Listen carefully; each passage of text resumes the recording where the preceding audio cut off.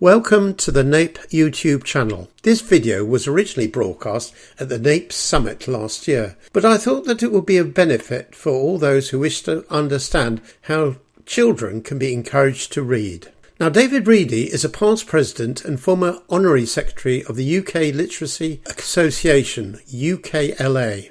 Until 2014, he was Principal Advisor for primary schools in the London Borough of Barking and Dagenham, as well as Co-Director of the Cambridge Primary Review Trust. In 2019, David was elected a Fellow of the Chartered College of Teaching. His most recent publication is Talk for Teaching and Learning, the Dialogic Classroom. Further details of his books can be found in the description below. Okay. Hello and welcome to this talk. My name is David Reedy. I'm going to spend a bit of time with you talking about some suggestions for consideration around developing readers and the reading curriculum in the context of England. There are a number of things I'm going to cover.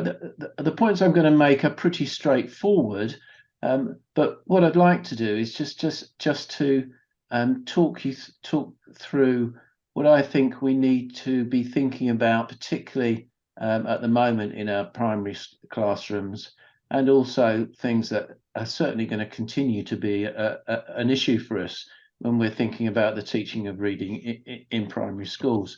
So what I'm going to quickly cover is some areas, starting with how do readers make sense of text, because that then kind of informs the other things that I'm going to say, which where we talk about the key areas for a primary reading curriculum, the issue around criticality in 21st century literacy, the fact that we're not talking about a 19th or a 20th century literacy any longer, and then what are the implications for schools and particularly for policy in England. So we're going to start off with, I'm going to get you to do a little bit of reading. I know there's not going to be any interaction here, but I want you to do a bit of reading. So I'm going to show you a short passage of 2 sentences. And what I want you to think about is, one, how you're making sense of this passage, but also, what do we know about the main character that you'll see in these 2 sentences? And here they are. So literally 30 seconds for you to think about that.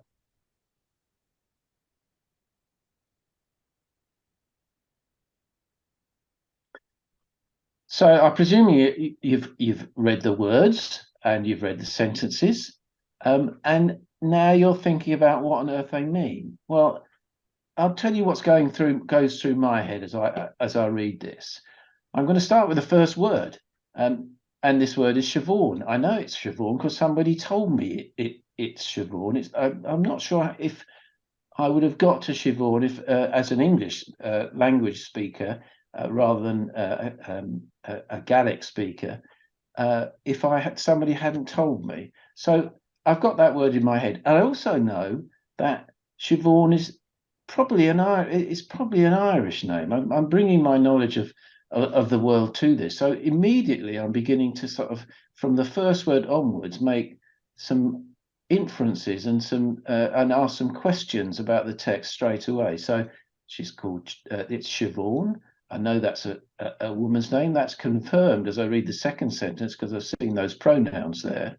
And then I'm thinking maybe this is it's set in Ireland somewhere. It's an Irish name.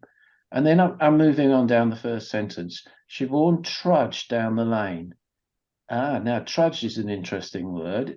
It's a verb. It's a highly meaningful word in that sense.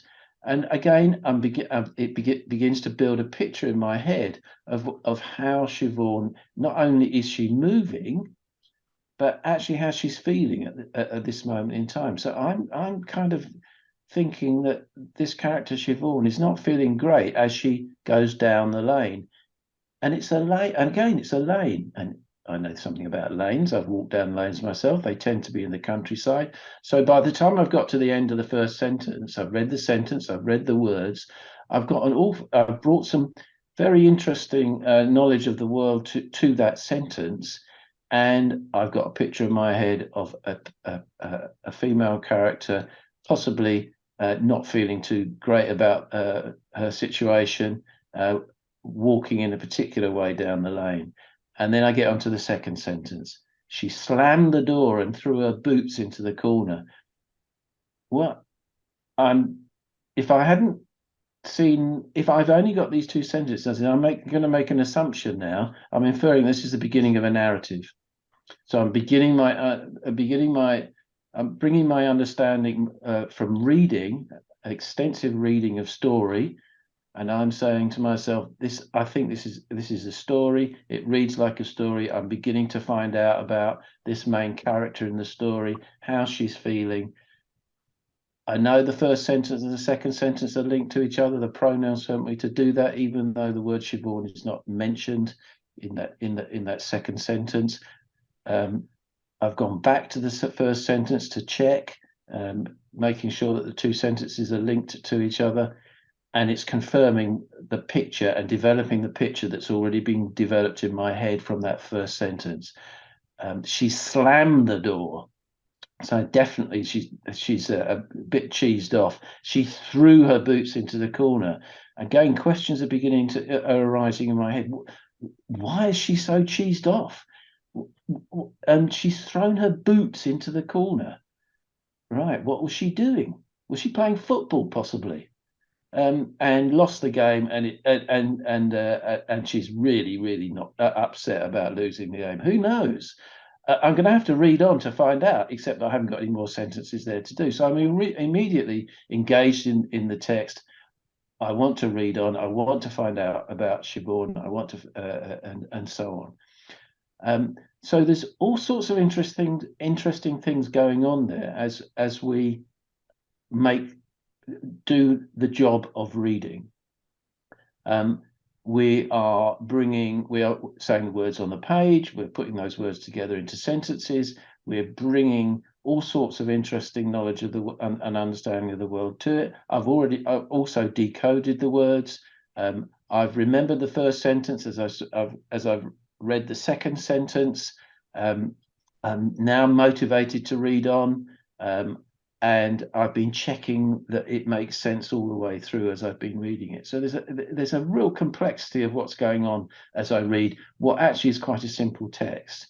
And I've kind of worked out some of those words are quite interesting. And if I was working with young children, we might have to unpick words like trudged with them in order to kind of make sure that they understand some of the more unusual words that they might come across within a text.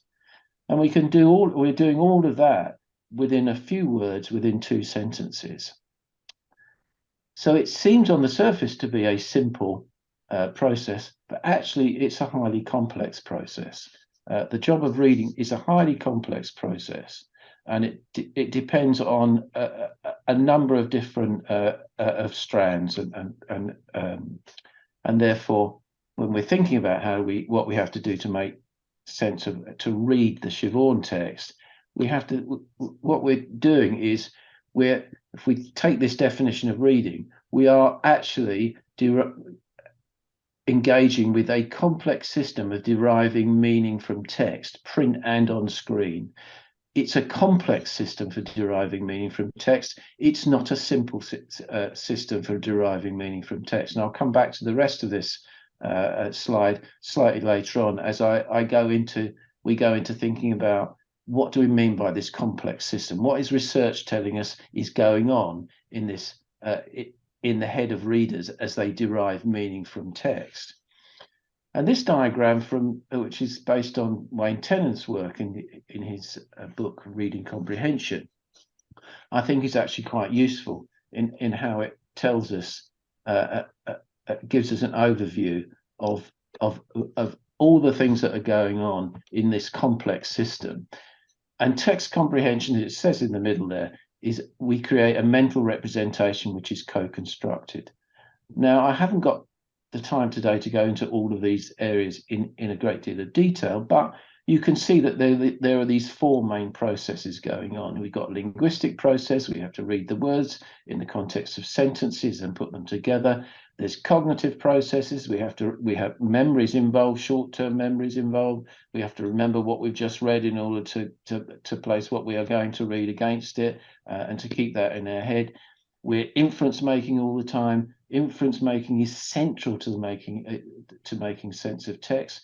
All texts have gaps, and we use inferences to fill those gaps. And what the research tells us is that we can't even make literal comprehension of text without inference making. One of the key types of inference is called anaphoric inference, and that's the relationship between nouns and their related pronouns. In the Siobhan text, we infer that the pronoun she refers back to Siobhan at the beginning of the text. And of course, that's something that we have learnt, and some children, that may be one of the reasons why they're not actually making sense of a text, because they're not making the links between nouns and pronouns. And of course, we're decoding. And decoding, which I will come on to in a minute, includes phonics, but it's not just phonics. And then we have metacognitive processes to do with textual understanding and stands for coherence. One of the key metacognitive processes is comprehension monitoring, that we check for meaning as we go along. And if we are not feeling that we're making complete sense of it, then we may use strategies as rereading, going back, going forward in the text, and so on. But what good readers do is we monitor that a text is making sense to us all the time. We have reading goals, and we are motivation comes into it. Reading for the pleasure we get from reading, and the fulfillment that we get from reading is a key in this process, and I'll come on to that in a minute. And of course, crucially important are the knowledge bases that we bring to the text. Our general knowledge, our pragmatic knowledge, our domain knowledge, our deep knowledge of particular things that we are particularly interested in, and our experience that life, older people bring different sets of knowledge than younger people do. One of the interesting things about this and the knowledge bases is that increasingly it's seen that what we bring to the text is as important as what is in the text itself. And if we think about something like domain knowledge in relation to the tests that children do at the end of Key Stage 2, if that test, the text in the test is about something, I don't know, about volcanoes, a child who knows an awful lot about volcanoes starts at a distinct advantage to a child who knows nothing about volcanoes in making sense of the text that they have in front of them. So at the very least, and I think we should be getting rid of SATs completely anyway, but at the very least, what the DFE should do is to announce what the subject, what the content of the test would be, so that teachers can do a bit of work around it, so that a level playing field is created and all children come to that test knowing something about the content of what's in the test. So what we have here is a complex system. This has implications for not just the way that we teach reading, but it also has consequences for policy. What seems to be the basis of policy in England at the moment is something called the simple view of reading. The simple view of reading, in my view, is not good enough. It's not to encompass all these different things that we should be thinking about in terms of how we develop engaged, fluent, and readers who wish to become lifelong readers. We need to have a better understanding of this.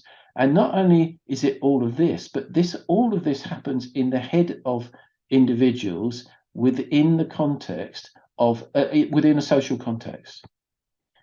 So it's not just about this, it's about what's going on all around them, what's happening in families, in the community. We did a bit of work a few years ago with some schools where we looked at and with the children explored the literacy practices that were going on in homes. This is a school in East London.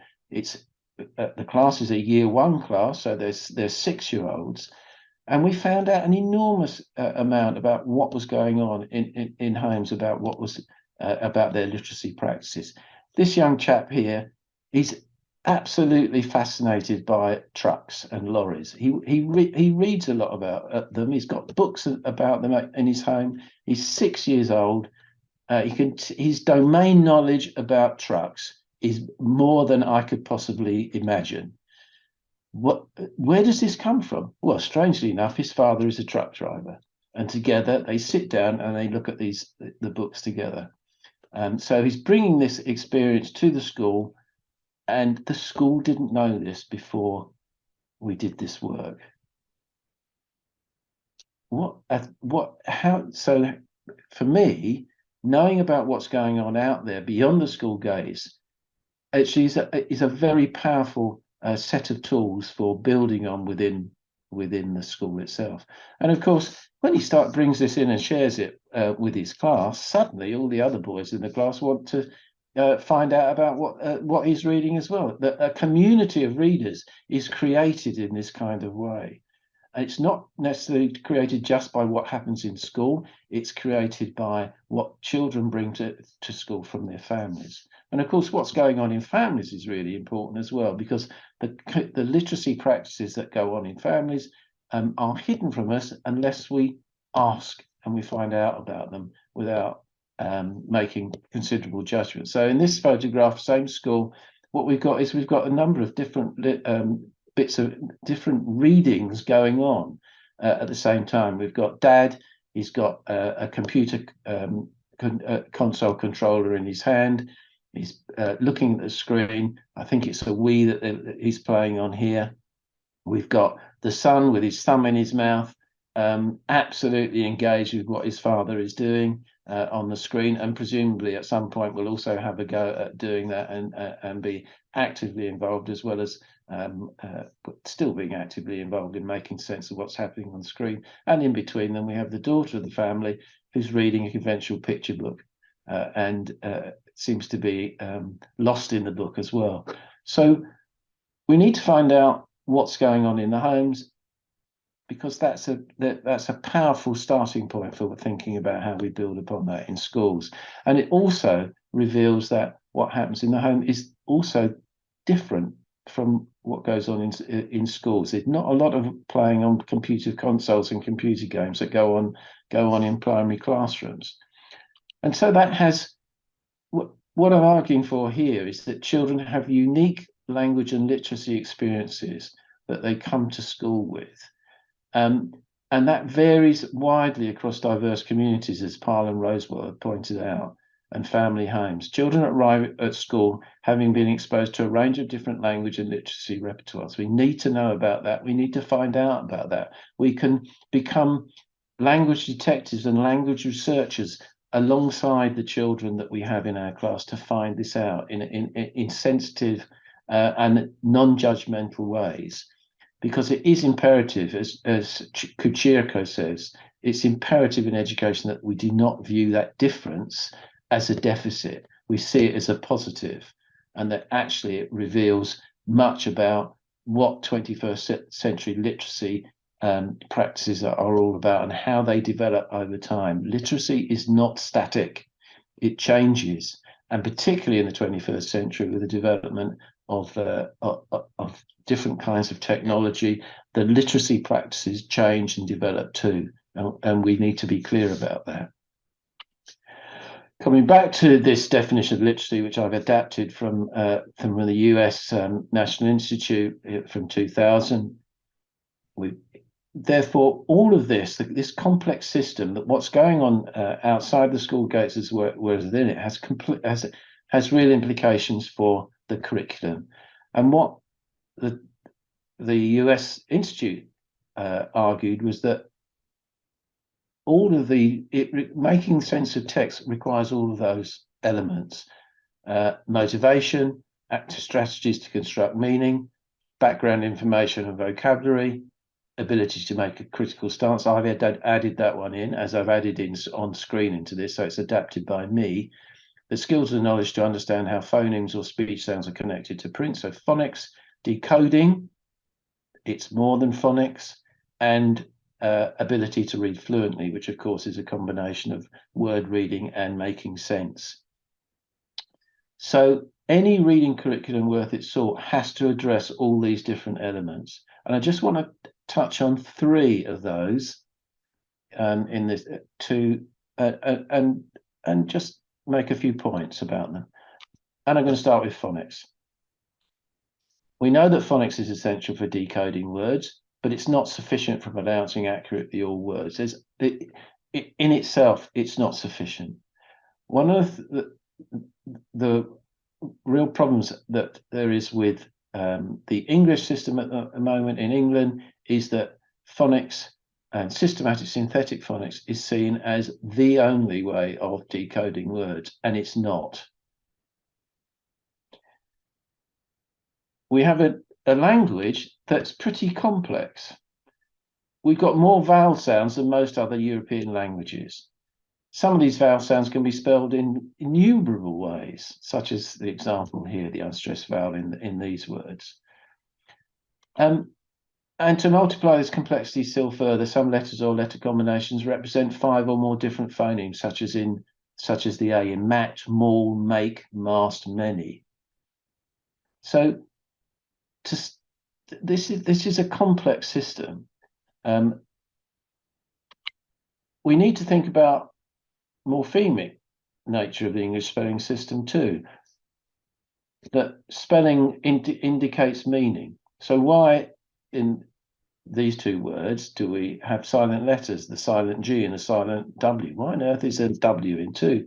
It's because it signals the meaning relationship between other words. So 20, twin, twice, 12, they've all got W's in them, they're all pronounced. So the W indicates the two-ness, that there's a relationship in meaning between these words. So we need to be clear about that. That's an added complexity. And of course, how do we pronounce these words without the context? So context matters. Lead or lead, close or close, tear or tear. We need a sentence. We need the meaning to enable us to actually pronounce those words accurately. And you've got these wonderful things called heteronyms, which I love. Is it wind or wind, rowing or rowing, wound or wound, bowed or bowed, minute or minute, bass or bass, does or does? Don't know until we have the context. And of course, we have phonically irregular words, and it's strangely enough, they happen to be some of the most common words in the English language. So we do need a look and say approach. And of course, we've had ministers fairly recently who are basically saying look and say is the devil's spawn. And it's not. We need to recognize particular words on site, and to give a message that some children are getting at the moment, that all words can be sounded out letter by letter, is a significantly wrong message to give. That actually, in order to pronounce words accurately, we need a range of strategies to do so. Because what we know is effective young readers of English do not process every new word 1 letter at a time. We move between different sides of the unit, and we recognise some words on sight, and we use meaning and context to support accurate word reading. And there's another issue with this emphasis on phonics and phonic schemes in England, which I'll come on to in a moment. This is a lovely quote from Henrietta Dombey et al. From 2010. What children do is they focus on making sense from the start. They develop a habit of mind that expects the words they decode to make sense. If the message is the meaning's not important, it's how it's decoding them that is the most important thing you do, then then we are giving children the wrong message. And particularly for those children who maybe come from homes where they are not being read to, or there's not a great deal of literacy practice going on, to start with a message that it's just about pronouncing the words on the page actually gives them a wrong message about what it is to be a reader. And the other problem which we have is the phonics programs themselves. This is the conclusion of a piece of research from Beard, Brooks and Ampar 4, which I think all of whom are think that phonics is essential in the teaching of reading. They're not anti-phonics in the slightest, but their research has shown that in the most popular phonics schemes that are currently in use in this country, there are significant numbers of linguistic errors.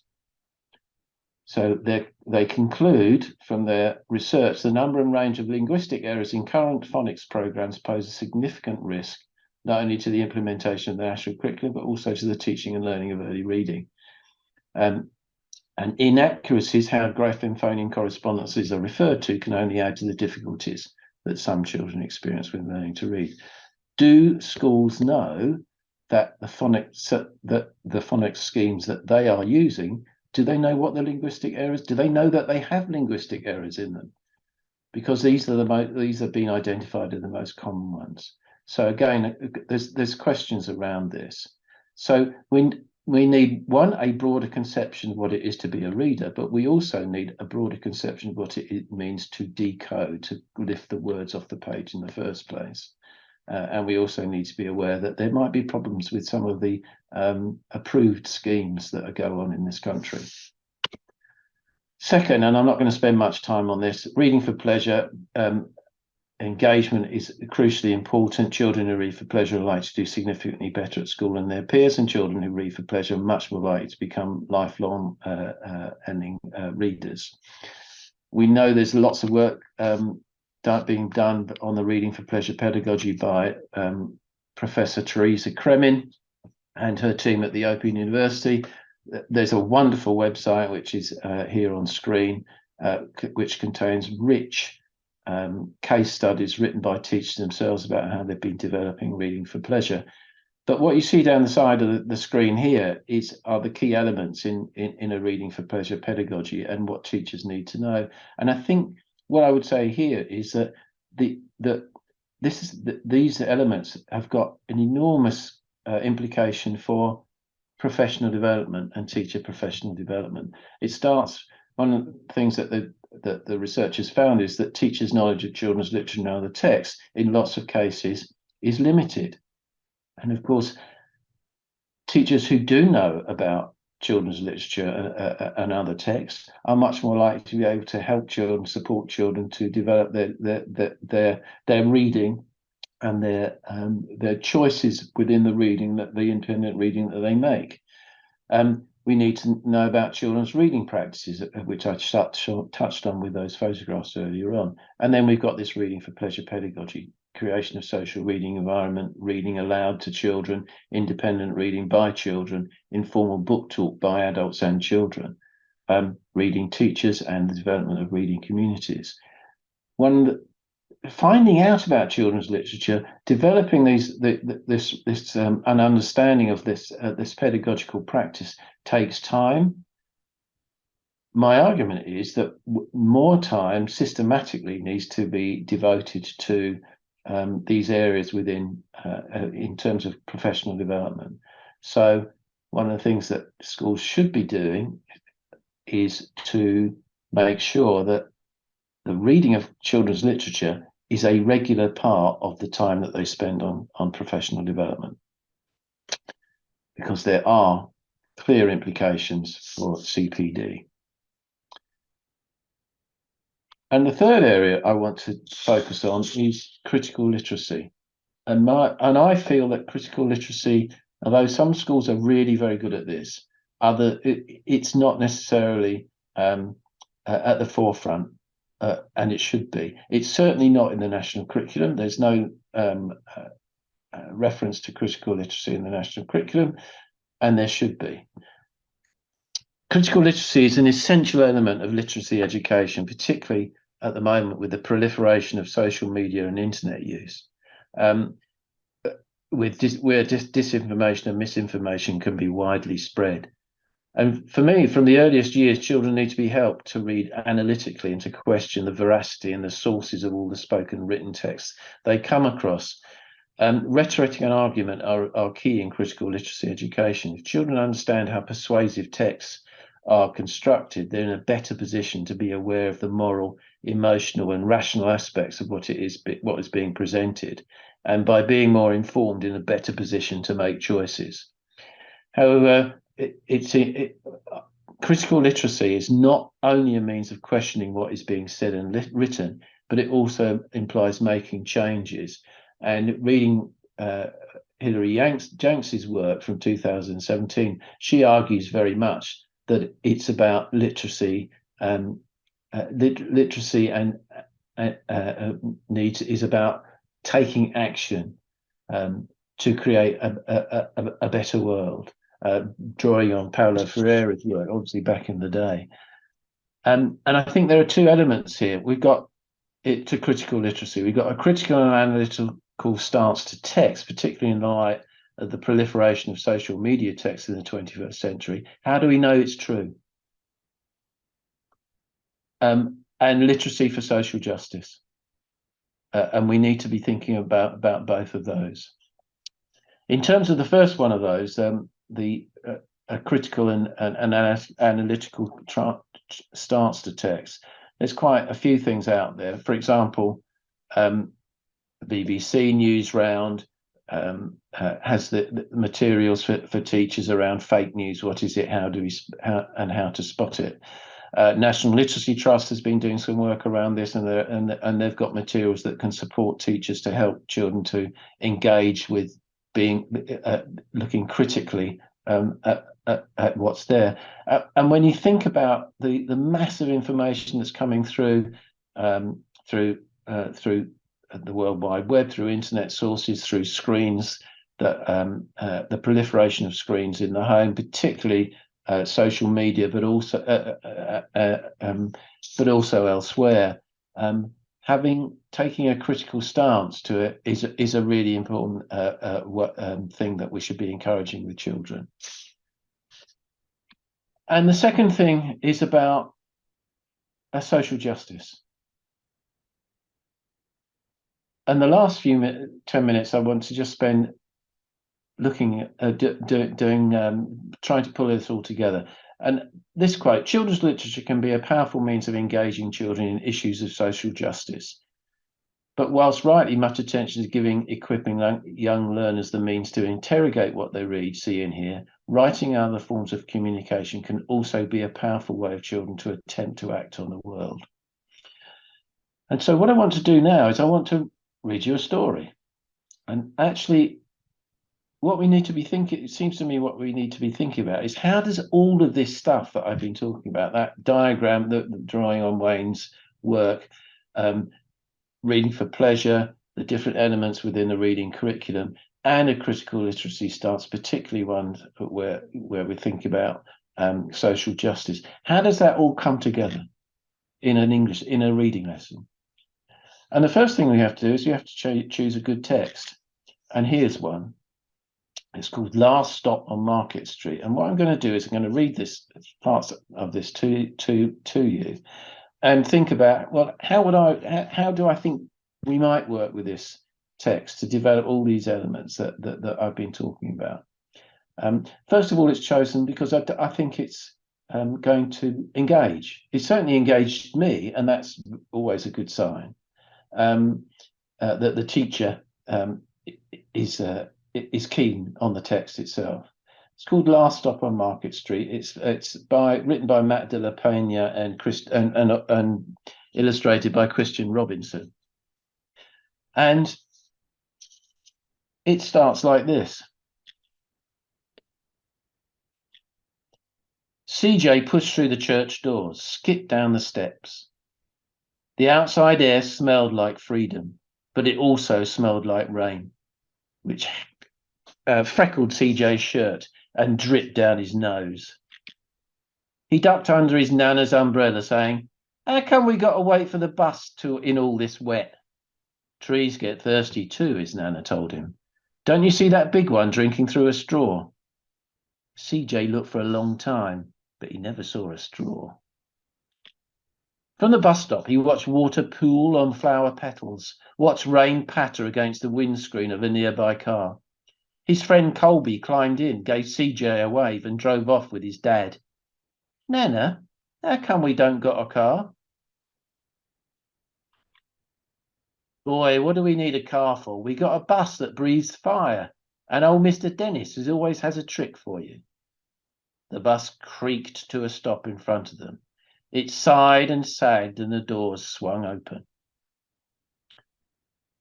Now, as I'm reading this, I might be doing things like just unpicking one or two of the bits of vocabulary. We might do some fluency work. I might be doing some echo reading with the children, so that I would read a line or two, and they would read it back to me in exactly the way that I read it. So one of the key strategies for that. And we carry on. What's that I see? Mr. Dennis asked. He pulled a coin from behind CJ's ear, placed it on in his palm. Nana laughed a deep laugh and pushed CJ along. They sat right up front. The man across the way was tuning a guitar. The old woman with curlers had butterflies in a jar. Nana gave everyone a great big smile and a good afternoon. She made sure CJ did the same. The bus lurched forward and stopped, Nana hummed as she knitted. How come we always got to go here after church, CJ said. Miguel and Colby never have to go nowhere. I feel sorry for those boys, she told him. They'll never get a chance to meet Bobo or the sunglass man. And I hear Trixie got herself a brand new hat. CJ stared out of the window, feeling sorry for himself. He watched cars zip by on either side, watched a group of boys hop curbs on bikes. A man climbed aboard with a spotted dog. CJ gave up his seat. How come that man can't see? Boy, what do you know about seeing? Nana told him. Some people watch the world with their ears. That's a fact. Their noses too, the man said, sniffing at the air. That's a mighty fine perfume you're wearing today, ma'am. Nana squeezed the man's hand and laughed her deep laugh. And that's where I'm going to stop for a minute, because there's a number of things I want to do. And these are the questions I've formulated as a starting point for a kind of an exploration between me and the children about the story so far. The first thing I'm going to do is I want to find out whether they've got a literal comprehension of the text. So I'm going to ask them a question like, what happens to CJ and Nana in the first part of the story? Where are they? Who did they meet? Until we, and we establish that, and we might do some work around some of the words. And then I'm going to move into something which is a more complex question. Where is this story set? Where's it taking place? There are a number of clues that in this first part of the story about where this story is happening. It doesn't look as though it's happening in the east of London, which is where I'm based, and lots of the children and teachers I work with are based. And so there are clues in the text, and one of the clues is the language of the characters. And I want to spend a bit of time thinking about the language with the children, thinking about the language of the characters. How is CJ speaking? There's some interesting linguistic structures there. And we might explore the difference between the way they might say what CJ said and the way he says it. And again, one of the things that I'm trying to kind of get at here is that English is not set in stone. There are Englishes, and the English varies across place and across time. And this is just another example where, with my 8 and 9-year-olds, we might begin to think through that. And then I want them to think about maybe what's going on behind in a broader sense. What do you think is the feeling, atmosphere, theme that the author is creating in this first part of the story?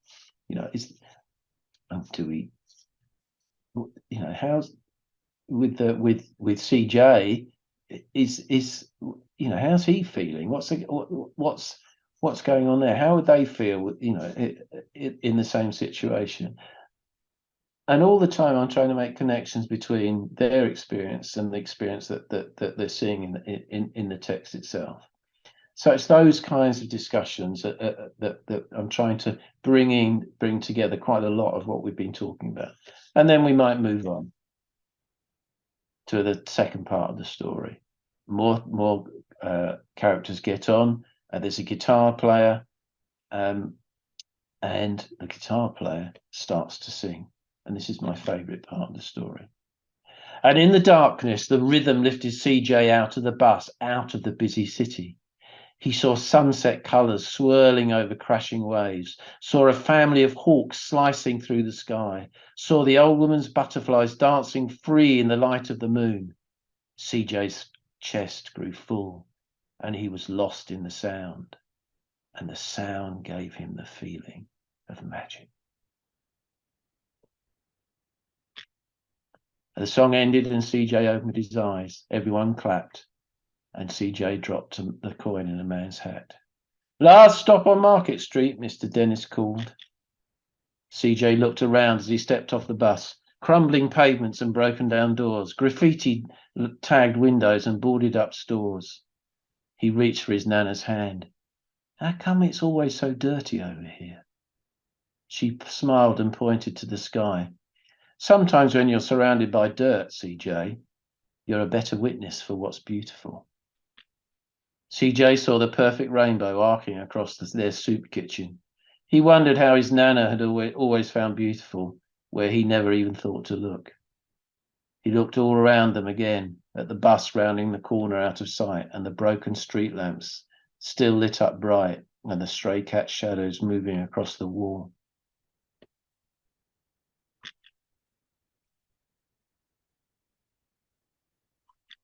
When he spotted the familiar faces in the window, he said, "I'm glad we came."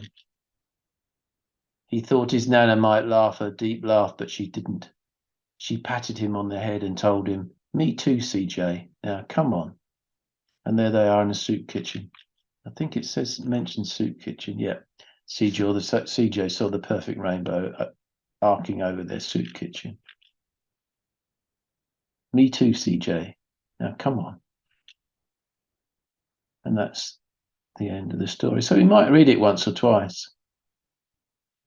But where I'm going now with this is, again, I want to make sure that we understand where CJ and Nana have gone, and we're going to unpick what a soup kitchen is. We might make a link with what soup kitchens and why they're there. We'll come on to that. How do CJ's feelings change in the second half of the story? The whole thing brightens up. He's looking forward to where he's going. He's looking forward to helping in the soup kitchen. And why do you think there are soup kitchens? We might explore some of that. We might make a link with what's going on in the UK, with people going to food banks. Should they exist? I want to move into this area of social action. What practically can we do? Is there something we can do as 9-year-olds? So what I'm trying to argue here is that we can use children's literature not only to teach reading in that sense, but also as a mirror on the world, as a window through which we can look at the world, but also to be thinking about how, as a collective, we might be thinking about how we can act on the world itself.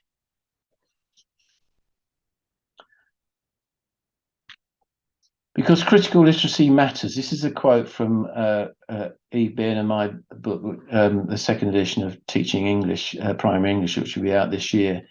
And we are, as internet and social media use expands, it's even more important to equip children with the ability to distinguish between genuine and specious argument, misinformation, disinformation, and authentic information. In the classroom, teachers can make space for criticality with even the youngest of learners and support them in efforts to make a difference to the world they live in and take responsibility for that world. So finally, what are the implications? Well, policy in this country should reflect a broader view of what it means to be a reader in the 21st century. It has to do that. It can't stick with a view that's stuck in the last century. Literacy is evolving all the time. Social media brings particular issues of strength and clearly weaknesses that we need to be addressing. We need to ensure that pupil engagement and agency is central to reading development, and we need and that absolutely depends on making links with what children bring them with them to school, as well as what we provide for them once they're through the school gates, and ensure that critical literacy is incorporated in the national curriculum as it is in other countries of the UK. England is an outlier here. And for schools, we need to have a broad and rich reading curriculum and have a balance of phonics, whole word and meaning-based approaches to teach children to read. We need to ensure that any word reading programs do not have significant inaccuracies. We need to promote engagement, enjoyment and pleasure in reading, which lots of schools are doing at the moment brilliantly well. We need to introduce all children to a wide range of children's literature and how that literature can broaden the experience of life and give a sense of what's possible. And we need to make sure that schools incorporate developing a critical stance to texts to equip children to navigate the increasing demands of digital texts and to become active citizens that can make a difference. Thank you very much.